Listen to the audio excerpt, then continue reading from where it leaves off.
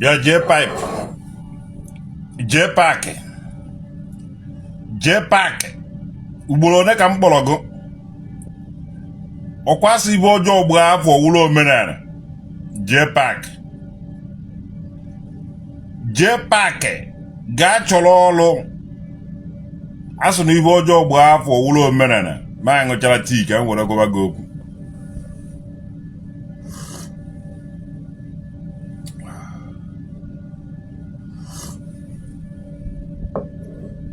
ọ bụrụ na Igbo yutu niile chọwa kabado ka Jpac ị mara na onwe ha je na-akọfụta nri onye ọwara je na-agba akpịrị nri ị mara na nwere ike o nwere oge ọ ga-eruo traditional Nwokedi sie 5 cup of rice ọ ga-eri sọnsọ ya ndị ji agba akpịrị nri ha karịa dị 5 cup.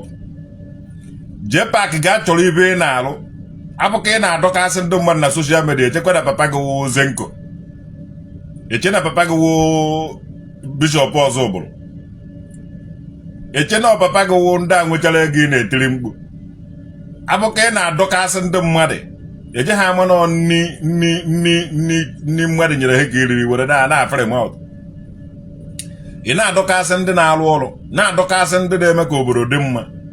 Jpac ọkwa ụzọ nne ị na-azọ ụvụ nne ị na-avụ akpịrị nne ị na-agba o mee nne gị ṅụzie ọnụ nwezie ngalaba na-apịawasịzi ndị mmadụ azụ. Jpac gaa chọrọ ibe ị na-alụ onweghị ibe ị na-eme akwa ọkụkọ lụọ gaị ịkọva ya na media gị ndị dibịa kịta na ndị eze nwaanyị ya kịta ma chikere anụva itiri chikere anụ n'egwu echi na chikere anụ je tụọ ihe na mmiri ya kpụrụ ya gbochie ịfụ na Jpac ọnụ ga ọ na-eri ma be ndị mmụọ na-eri ma be ndị mmadụ. Jpac ịwa akịdị nweghị oke ana ịfụka ị na-etiri ịfụka ị na-akọndem ndị ọjọọ ịfụka ị na-akọndem ndị ọjọọ mana onye ọjọọ ahụ mekata wuru bironia ma ọ mironia ochie nna ijebe erie. Jpac kwugodo achọrọ nke ikwuo Igbo mironia ji agwarịrị ya ife ba mere were kpata ego ịbụ na onweghị onye nwere ike imekwa gị invite be ya again ịma ife ba na-eme were enwe ego ọya ka nji agwa ga mụọ nwoke ya wụrụ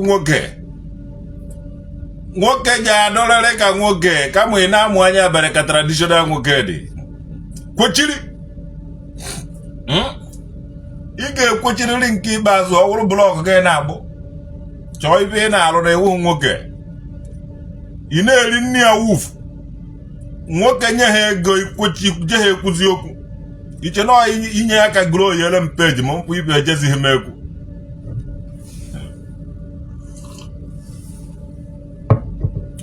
Osisi a na-eme ọha ihuru mmadụ ya nwụọ ma ọ wụ osisi a na-eme ọmịa mkpụrụ mmadụ ya nwụọ to God who made me and you ịbụ ya ka ọ na-ahụ ihuru jekwa ehuchasịa ihuru ahụ na-anọ n'ụlọ ọrụ anọ day for house ndị Anambra mụọ iwu a na-alọ be m anya eje tike to God who made me and you ibe niile m mere ebe ahụ last be m ahụ ọ dị na social media onwe ibe ọwụ na mmadụ maa ji agadowe ihe be m ndị Anambra steeti ọkwa mgbe gọọmenti ya akwụkwọ agbakọrọkwa ụmụ ma ndị vileji akwụkwọ anwe m ike ịlụzu my battle onye so na ọwụ nwoke eji na-arụ ọrụ na dọkụmentị ya dọkụmentị na-erekọdụ ihe rekọdụ ana m eme ife nzuzo andome nwere ike ikpe m ikpeazụ m nwa agwa ndị obodo a na-arụrụ ọrụ sịma wepụtagodo my statement of account because ọ bụrụ na ị na-etinye ego na bankị ewepụta statement of account abụ otu isi arụ on the bank ọ bụrụ na a na-ekwugo okwu azụ isi wepụtagodo otu isi arụ ọrụ na city ebe ibi ka e compare ya with ibe ndị mmadụ na-ekwu against you. So all these people na-eji fake name werekwere name because m ga-ewepụta the motherfucker ji aka achịgo anaghị ekpe m ikpeazụ akajara m akaja anaghị m eme ibe ndị dibịa nke nji eme ibe ndị eze nwaanyị awụ m traditional Nwokedi dada Nwudude nke mmiri kingdom ana m arụ ọrụ ekwochiri this time around onye chọọ be ndụ mmụọ ya azọ ya ọba onye chọọ be ndụ mmadụ ya azọ ya ọba eziokwu sọsọ ekenekwe ngụ adụm iche na ndụ dibịa Jpac gaa chọrọ ife ị na-alụ n'ugo ebe ego na mgbanwu Jpac ogweghị ife ị na-alụ abụghị ka ị na-adọkazi Chioma bebi kọkọkọkọkọ ị na-agba ụmụ nwaanyị saga ibere ma ukwu ego ị nụrụ nwaanyị na-agba ụmụ nwaanyị saga Jpac ịwarịkwa ịma ha nni ọma ị na-agba Chioma bebi saga na-agba oge echi Okeke Njaka saga ịsụ na iwu nwoke ibere ọ na-emekwe gị ifere ọdụkwa gị n'anya anyị bịa kịta akpọrọkwa nwaanyị ị na-anụ ime ekwe mkpọmkpọmkpọ dakafụ nwụhụ burudu change don come o nwere nke ị nwere say what you know maka kirikiri nwanne m nweta ga-atụ nkụchacha gị ihe n'ime kirikiri ya ya anụ mpama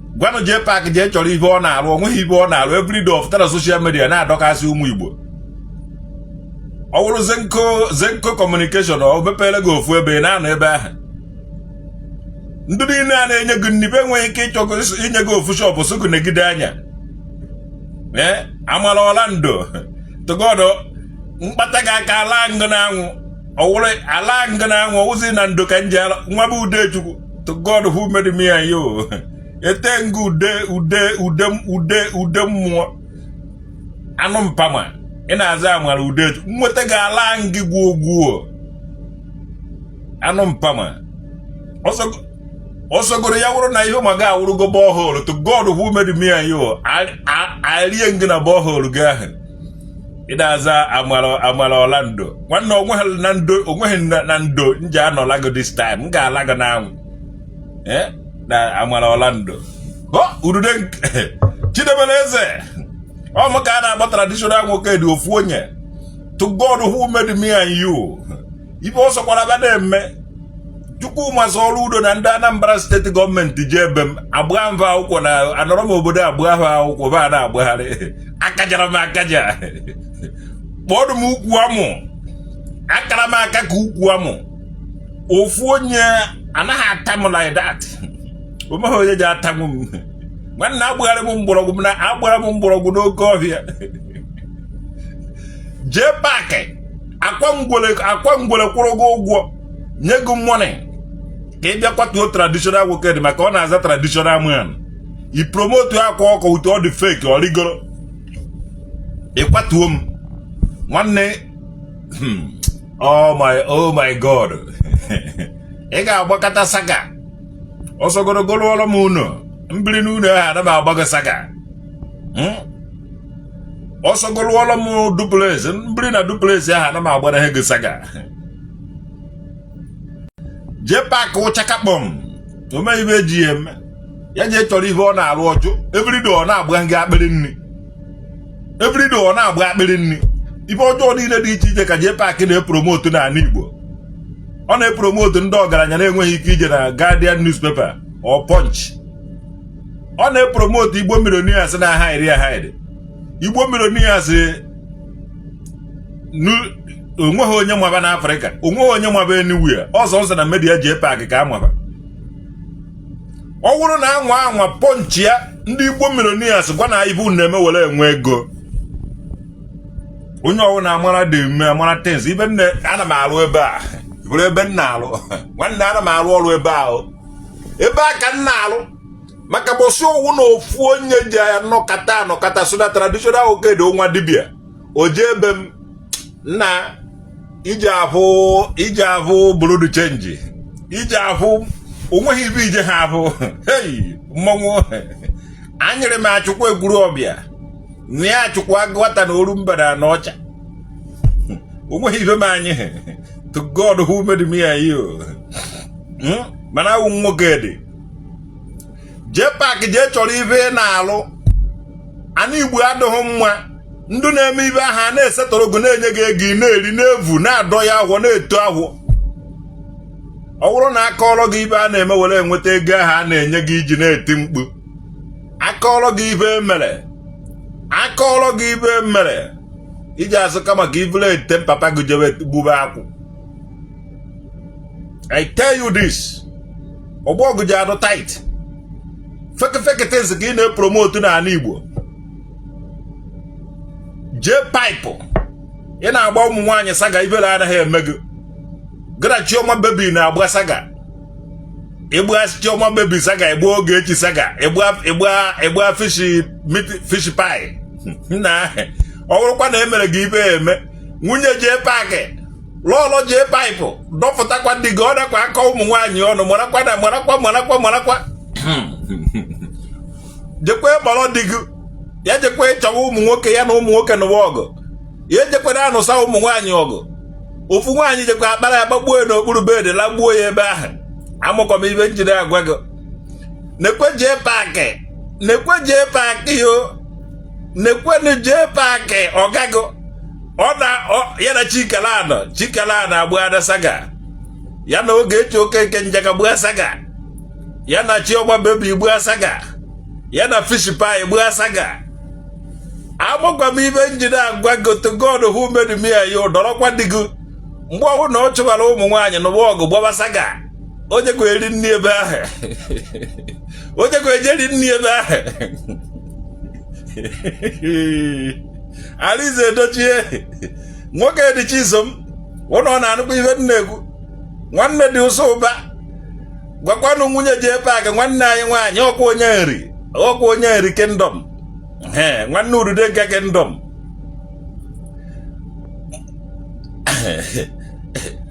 Jpac gbakpuo be bishọp ọzọ ụbụrụ. Hapụ ya ọnọbe nwoke. O ji enyeju ya ọhụụ. Bishọp ji enyeju ya ọhụụ. Nyekwuo ya ego o ji anọta. Hapụ ya na nke ahụ. Ọ gbabara be Zenko. Ma ọ gbabara be nwoke. Hapụ ya o ji anọta. Ọ gbabara kwa be nwaanyị. Anụmụkwa m ibe njin agwa gị nwunye Jpac.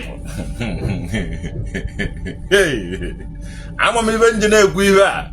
Jpac na-agbazi ụmụ nwaanyị saga. One kata Chioma baby. Nwaanyị ndị ibe enu nta. Nwaanyị abata ete nọ Itali. Ịghọtago. One kata ya anya ọgbọwa ya saga with Libya. Anaghị eje nya eje Jpac. Ịnọkọta ba ọgbọwa saga with Gambia. Aka mma Gambia. Long time I'm not in the Gambia. So the old things are pass away.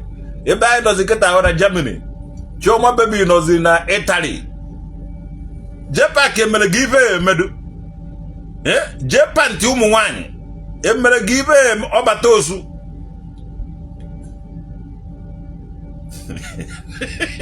Na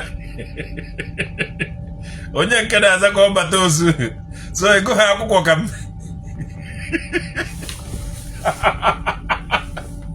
Na biko go na ihe ọbata ozu dere. Reply ya dị correct ya dị biko.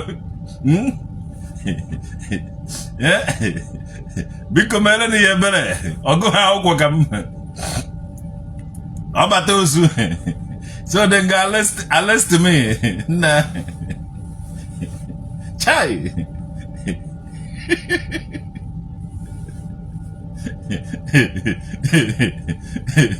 Chai. Ọbata ozu.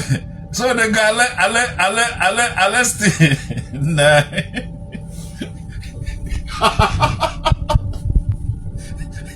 Nah. Ndaga school come on. Wanne. Well on na-ekwu edezina ede. It is a typographical error. Ọsọkwụkwọ ọzọ. Na. Ị na-asụrụ bụ typographical error. Echara mma nke. Nwanne were ọnụ sụba Igbo bụ ọnụ. Ka ndị bụ ọnụ mara gị. Kama ije ha eje international gị ije local like me. Awụ m local champion even though na anọ na Germany. Amamoyiwe asụ. What neighbor one no? What Igbo bukasaba side? Oh, boy, Igbo. Abana English. Yeah? You need to come back home. Cause what David Brown. Facility human being. No name. Ihuru ko gri ohuru nove. Yana za David Brown. Chisom Nwokedi bukalo jana za David Brown. Nwa nwuru ya ba tiye nove. Oholo mange. Ndo mmadụ nọkete fa ije na-aza ụmụava gwemenem. Ọ na-aza David Brown maka ọ nụrụ na David gburu Goliath. Ọ maburu ocheji ahụ ya zawazie David. Nwanne David nke ume adọgo. Ị na-achakwu Brown. Chai! Ndị a na-ejicha ka o kezie ikpeazụ. Maybe as a brand. You never find your brand of the Vana. One now more jukuri, yes, I would jukuri. I'm more, yeah. Saint Christa. Hey, can Saint Christopher. Yes, I know. Oh, you know, Miss Christopher. Nah, I'm a good kid, Christopher. Who do there? Nande Kano brother. Omwa one Nande Kano. Yes, I'm proud of that. One man Akosemo of Takwa Street and I am big chai. Mwa the last bus stop, the final bus stop. Ishina one door, Kana one door man, and now one door chaman doji. To God who made me and you. Oh, I must over me where Afatakwam Street. Apostle ogwe even jegeme ogwe even ji olu eme unu kan lolo ke ego kan nwere ka moto kan nwere. So I value no material things. I don't value material things.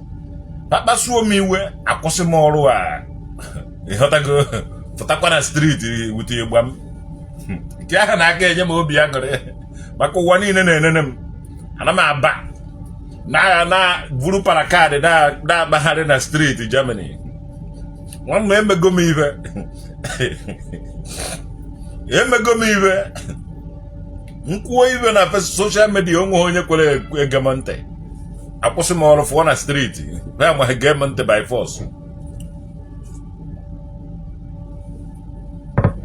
Awurugo mu amugo ayi amu. Bahazi ayi ka ọkụkọ. Umuazi amuru 8 years after Nigerian Biafran Civil War. Onwe hivi nwere ike imebe. How free children. Anywhere abano n'enu wa. Imetoba aka ihu anyị niile. Amuru anyị after Nigerian Biafran Civil War. Hunger. Go on. Oji kwashi ọkọ na ụgani ma agụrụ merụ anyị ya. Our generation wụrụ sorry. So anyị ji m ọkpa ma keke na pepe ma ụgbọ mmiri. Ma 911 ma trailer onwe nke anyị ejighị were gbasasị ya n'ụwa niile. So mgbe ọwụ na Jpac mmadụ dịka Jpac nọ na-akparị Chioma baby na o jere Libya si Libya were baa Italy. All history. We carry our history together. So Jpac, why not go move? Ijenwu ugwu awụsọ nwe ebe ije nwure nọrọ n'ụlọ irie nni bụ onye a nni adọlọgo n'afọ na Chioma baby nwaanyị gara ije gaa ka agụ gụ nwa gị nọrọ n'ụlọ a na-efeed gị free food a na-enye gị free nwanne Jpac menwuo ma arrest it is either na mụ kwụsịrị ime exist or ya nwa akwụsị ime exist ọnwụ threaten ọkwa nọtara m na Lagos ya ọgbaje China ọkwa obi na Lagos why o ji gbaje China that time ọ chọọ nọrọ m ga-emit ya na Lagos place ya ọsọ ji ememe arrest ụnụ bi ụnụ a na-akọtu abatara na Lagos ego ole ka a na-akwa average man na average ndị na-arụ ọrụ na Lagos. Umere na-arụ na Lagos na-receive 150,000 naira. Ugwu no dey expensive na Lagos. Ugwu ni dey expensive na Lagos. Everything dey expensive na Lagos. And then I could be 150,000 naira a month. If you see it everywhere. You're not getting a threat in only the job as Ogu. Who know who's in that ten? Because all you will wear no Lagos. You can visit eventually in a no funof. Manaba Tramfu had a ship everywhere. So I consider all of you net threatening na Facebook. Na go Juno. Maybe things I work over Tunis with a chair. You been on Facebook, you where you were. I understand.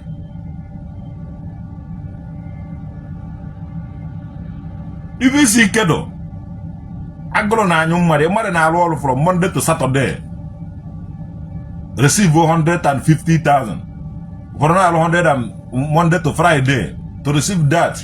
If I work a go no yana, Kunu Guno, they go no yaja, but transport a biolo. If what Hannah here make here. So Jpac member arrest Chineke. Umwe go je hapo. Oja abucha mandu ji akeje. Bandu ji okwu eje. Bandu nwere ofu aka. Bandu nwere ofu oba. Na ife oja abugodo oja agba ọsọ. I don't know. I will last bus stop. Last bus stop. End of the tunnel. Or even many people are bego ka member arrest through Jpac. Many gangs don't promote. I bego ka kwatu through Jpac yeah. Man, at the end of it, again, what thing can happen? Or what to move? I still there here, and they Ebro na be Europe. Many people are better Europe. Jpac Abian Europe. Guinea mere. What you have traditional Nwokedi saga. Jekutomo ni me. Omana ni me. Hold your kutom na no meba. Eja jogu ke maka traditional Nwokedi so na anu obia go. Okay, onya ka igbara anu obia. Onya bara uru no obodo a. Onya na ji many big positions here. Get barrier ya. Asake bia 2 weeks time. 2 weeks time akubu ogi. Enye reject ego visa. Even India ebeni refuse to Jpac visa. Because Greek God, what good are you for Jpac? Absolutely nothing. And somebody a feed. Or Jpac libel koi be ba libel in content go but I go before. Guys, what if I juku miracle Igbo one abago Igbo fact. On the Jpac and 5,000 naira. Onwere contact more than me. Contact into the enye. One enwere munukute contact nwere Jpac si de enu da ogbajie ike. Osuwasie ike nse ya. Biagodo da gwata no rumba da no che maka no nwanne Peter Obi ka wo. Imono nwanne Chukwuma Soludo ka wo. Imono nwanne Jessica ka wo. Na kambo imono nwanne Ekwueme. Juoba je ibe na bago ndị related with these people. Imono nwanne si enu okori na nka. Na je no onye ta. Ndị bironia ndu bironia Jpac na-enye Jpac nne na ịbatara na nka ba ya adam ekwe onye short ndu na-ekwe n'aka na fire na nka bironia agụyi na nka bironia mmiri na nka bironia na na je nọrọ ha na even ma nwa dị oyiwe bironia eso je baba akpịrị nni ndoba anyị nwa bụ ka njere rie nni na nke Zenko ma ọ ka njere rie even Obikoba na enweghị ego ka ngwazi ego maka Koba na chief priest we ba ụmụazị chọrọ ka afụba na social media ụmụazị chọrọ ka afụba na ogiri onye wo ogiri ka bawo iji abụ ofu onye be anyị ọwara shot nika agwago warehouse agwago no importa ngwago ibe ọrụ gasịrị Some mazi Obi Kubana enweghị ego. All content creator ka ọ. Kubana chief priest content creator. Ndị a na-enye Jpac nni content creators wee ji sheshe. Yes, awụ m eze gworo mgbe ndị na ụmụazị awụ m eze kiri eze m dị ọcha keta akarago m nka so nwụrụ eze gworo bụ onweghị ibe o mere kpọkwa m another one.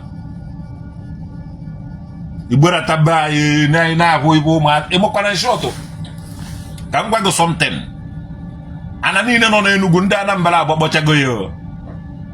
Ana niile nọ n'Abịa ndị Anambra agbakpọrọchago ishọtụ ka m gwa gị Anambra with the home for all. Ihu anyị achọtakwago. If you won, anyị achọtakwago. Ndị Imo steeti, Abia steeti, Enugu, Ebonyi bancha niile originated from Anambra state. So owuhe abịara ego akadị ahụ ụmụ nwa wee nwe ntaha mbụ. Anyị na-asị a na-eri nne nwanne ndị be anyị akachago onye ishọt abaghị uru anaghị m ekwu bọsị emere ebe nọchie ụzọ ka ntụtụrụ ọra mụwafu ofu onye mmadụ ya ofu onye agba.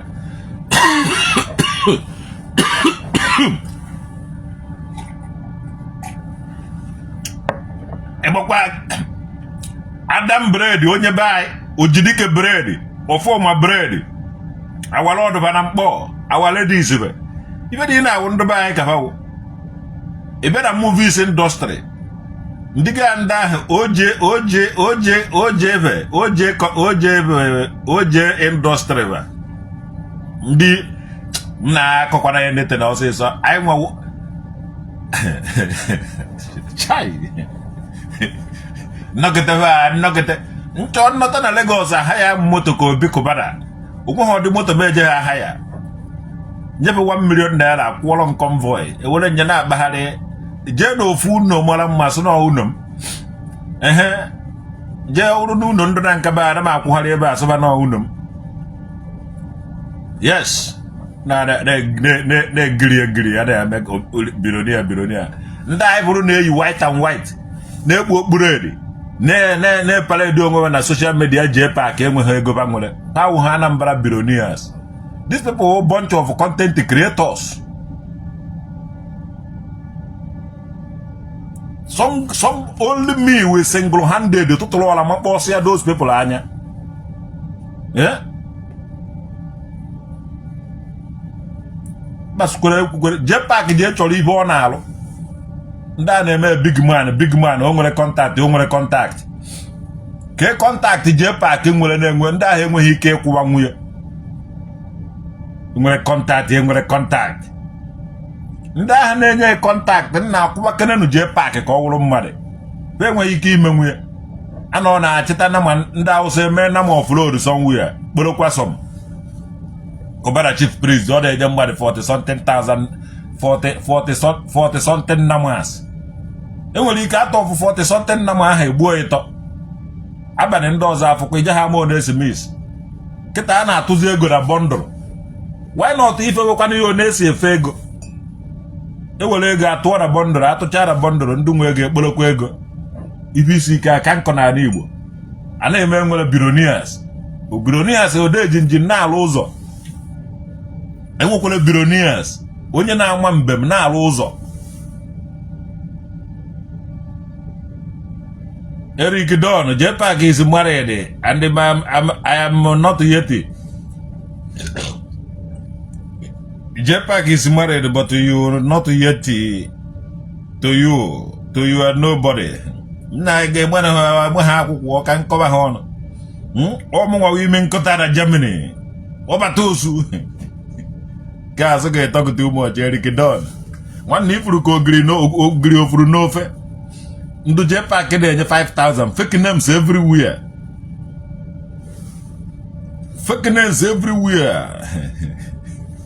Mba Benjamin, I dey na my office.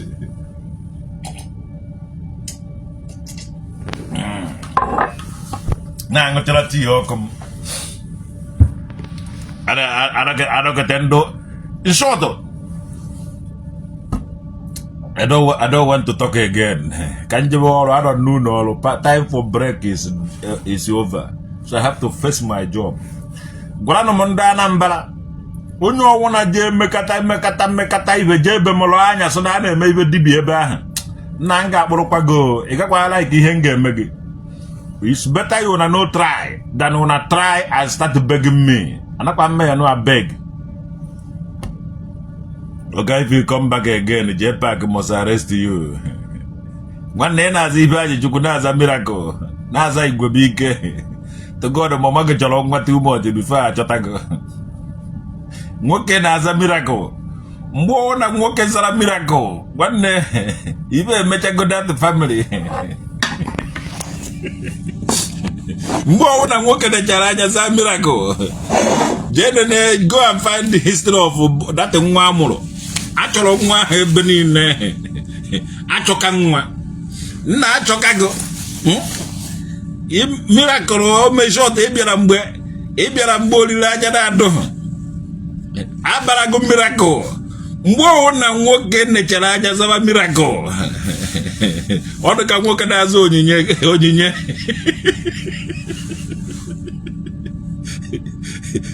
Chinonye mimi anya agwa ana agwa oboka mele gị ọ dị ka nwoke na-azụ onyinye Chukwu ya na nwoke na-azụ onyinye Chukwu ya na nwoke na-aza miracle jere nene ụga ife mere ebe ahụ achọka nwa di ya mebi amụta ọnwụ mo na miracle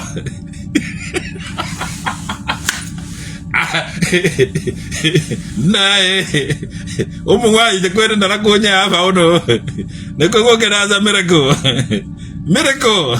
chai na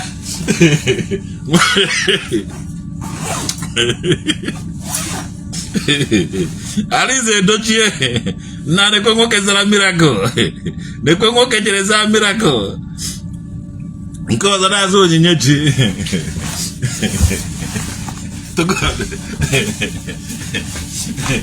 ọrụ da agwa aba ma ọ dị aba ahụ ka bụ unu je aba ma ọ dị aba ahụ onye bara mba aba ahụ jibere o ji abagharịkwa ndị ahụ eziokwu ịrakọta aba miracle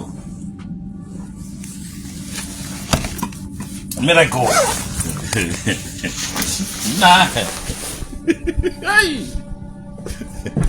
nwanne nene na ọrụ tradisi Chukwu masị ọrụ udo ama m ibe nji na-egosi gị ibe a achọ m itiri gị anya na your office so mgbe ọ na-achụ ndụ dibịa na ndị eze nwaanyị count me out ana m atara onwe m afụ here na ọrụ m here ọ m na-alụ ebe a everything inspector general traditional Nwokedi everything has emechago nye inspect ọdụ ihe all m wive so Chukwu masị ọrụ udo enekwena ebugo ya ọ m na-alụ here so mkparị a na-akparị m onye ụnụ gbarịa ntu ụmụ ọchị aramachi ụnụ ọchị maka ụnụ emetụghị m aka mana this one ebe a ọnụ na-akwado ọgụ onye ọwana nakwa agabe side be m na-alụ anya da side ijekwa ịkụ m atọgọ nga anakwa m achụfụ mmadụ n'ọfịs